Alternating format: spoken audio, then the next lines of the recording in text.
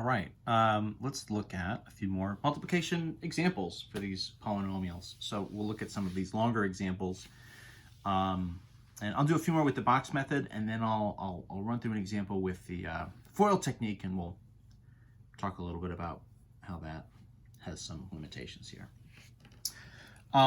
So let's do, this is kind of a 2 by 3, right? 2 terms by times 3 terms. So we're going to get a similarly kind of shaped box. It doesn't really matter which polynomial you put along the top and which one you put along the side. I guess just so it fits a little better in the screen, I'm going to put 3x minus 2 down the side. And then I'll put my 6x squared, right, kind of minus x plus 4 along the top. And again, the whole idea here, right, is we get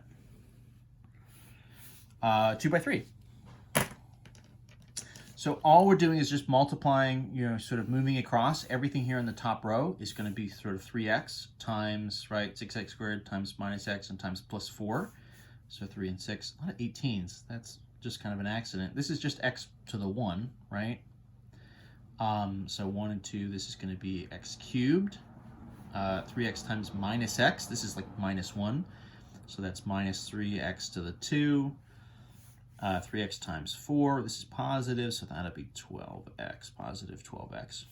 You can write plus minus in here if you want to. Obviously, you need the negatives. The pluses, I guess, are really the ones that are optional. I'm leaving them out, but if you want to sort of have plus 12, right, in here, that also is fine if that sort of helps you be consistent with what we need to be doing here. The bottom row, everything is multiplied by minus 2. So this is minus 2, right, times 6x squared. So that's going to be minus 12x squared. The x's here won't change at all. We're essentially just multiplying the coefficients. Minus 2 times minus x, so that would be positive 2x. Hilariously, of course, I wrote the plus in that instance. I guess because it was minus and minus, just to emphasize. Minus 2 times, right, plus 4. That would be minus 8. Great. So those are, right, kind of 6 individual terms. So an option here, right, at this stage, you can either kind of just like write them all out and then just do combined like terms. But, again, one of the nice things that happens, not always, and we'll maybe do one here in a second where it doesn't quite happen this way, but on the diagonal, a lot of times you'll sort of get your like terms lining up. So in this case, right, we're going to end up with, from biggest to lowest, so 18x cubed, right, is kind of our leading term here if we're in standard form. The squares would be next, so minus 3 and minus 12, so that's like a minus 15. X to the 2, and again, remember your addition rules, right? You're just adding and subtracting the coefficients. You're not changing the powers. Plus 2x plus 12x, so that's plus 14 single x, and then minus 8 to wrap it off. And that's the result. It's pretty fast, right? I mean, that's sort of relatively fast. Again, I mean, there's kind of ways you can do this with sort of an extended distribution, but what's going to happen is you're going to end up drawing lines, right? You're doing 3x times the first times the middle times the last, minus 2 times the first times the middle times the last. You're just sort of drawing arrows all over the place, and I think it's just a little bit more visually messy, and I think that mess makes it a little bit easier to sort of get off track. Let me show you guys. Let's do another one. Maybe where our like terms don't necessarily end up in sync on the diagonals. Let's just do another 2 by 3. So how about, maybe 4x squared minus 1. Let's multiply by, let's just do x cubed. Let's do minus 2x plus 5. So something kind of like this. The change that I've made here is I've jumped around a little bit as far as the powers go. I've kind of skipped an x term here, and I've skipped a squared term here. So if you get something like this where you're knocking out some of the powers, in the box, it won't kind of cleanly go in the way that this kind of goes right 3, 2, 1, and this goes right 2, 1, 0. You might also end up jumping over some terms. I'll do this. This is another 2 by 3. I'll do 4x squared and then minus 1 here in front. And we'll put the other one up top. So x cubed, right, kind of minus 2x. And x got away from me a little bit, and then plus 5.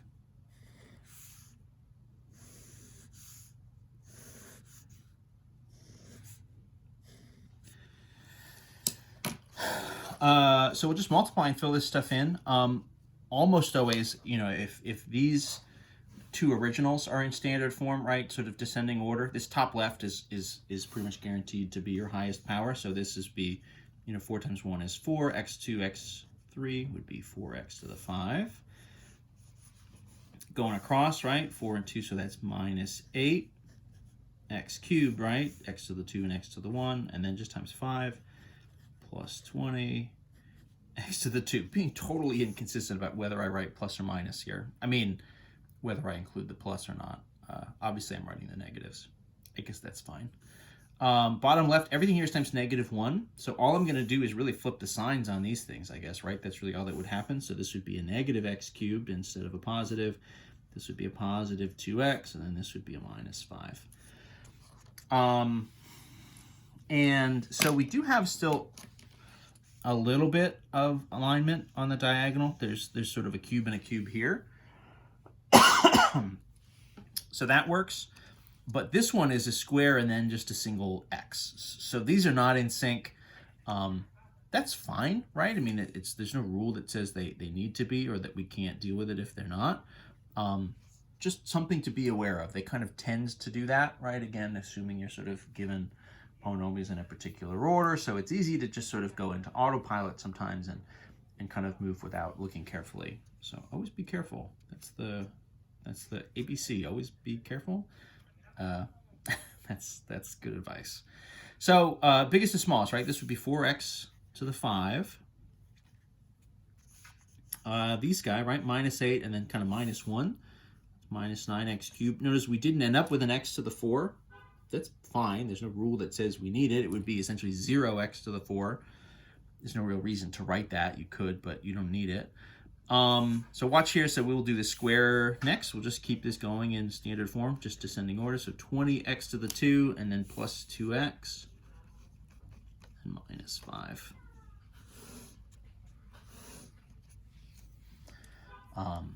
And that's our result. That's kind of the move. That's the box setup.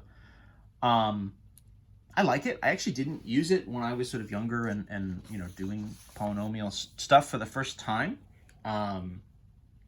What I did is what I'm going to show you, which is sort of FOIL and kind of extended FOIL. But I actually like the box. Now that I've seen it, I started to see students use it. And I really like the way that it just sort of visually organizes everything. I think that's very helpful. And so it's really the way that I kind of recommend. If you're comfortable with FOIL, that's fine. So this is sort of a useful technique for like 2 by 2 style multiplication. So let's do, I don't know, negative 2 x cubed plus 3x. Let's times it by 4x squared minus, I don't know, 5. There's only so many numbers here, right? So the idea with FOIL is your F stands for first. And so what you're doing there is you're going to sort of multiply the first term in each of these polynomials together. So for us, that would be kind of negative 2x cubed times 4x squared. So that's negative 8x to the 5. So that's F is first, right? So first and first. Then you have O, which stands for outer. And outer is going to be negative 2x cubed and then the minus 5. So it's like your two terms here out on the edges. So that's negative 2x cubed times minus 5, minus minus, so that's plus 10x cubed. I stands for inner.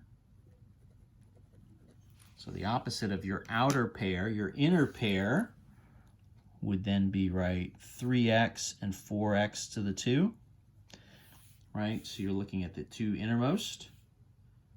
So that's 3x, right, times 4x squared. That would be what? 12x cubed as a positive. And then your L here is going to be last. Meaning you're looking at 3x times your minus 5, right? So the sort of secondary terms from each. So your F was first, right, which is your first and your first. Your L is last, would be your sort of second and second. So 3x times minus 5. So you can see what's happening here is we're essentially ending up with the same multiplication pairs we would have had if we did a box technique. It's only just a different way of kind of writing it out and organizing it. So you end up with, right, 4 terms in the same way that you would have before. You even kind of also still have, right, what would be these kind of 2 terms in the middle that end up kind of adding together. This would be, right, a plus 22x cubed. You have like terms there. So your kind of final answer then becomes negative 8 x to the 5 plus 22x cubed minus 15x. Right, something kind of like that. So it's nothing super fancy. It just is a different way of doing things. You know, the limitation here is just that, like, it doesn't scale up quite as well. And, you know, I think also just visually, right, you know, obviously you can do first, outer, inner, last, but like I think a lot of times when you're doing this, especially getting started, you end up doing stuff like drawing these arrows. And so the arrow stuff can just get kind of messy, right? And I think the real limitation here is it just doesn't scale up quite so well. You know, if you started to do something where you had, you know, foil for like a 2x3, right? So now you're doing kind of A plus B, and then this is like C plus D plus E or something, right? This is just super generic. So obviously A, foil itself doesn't really work anymore. You have to kind of generalize it. And so what you're doing is you're saying, so this is kind of A distributes here, and distributes here.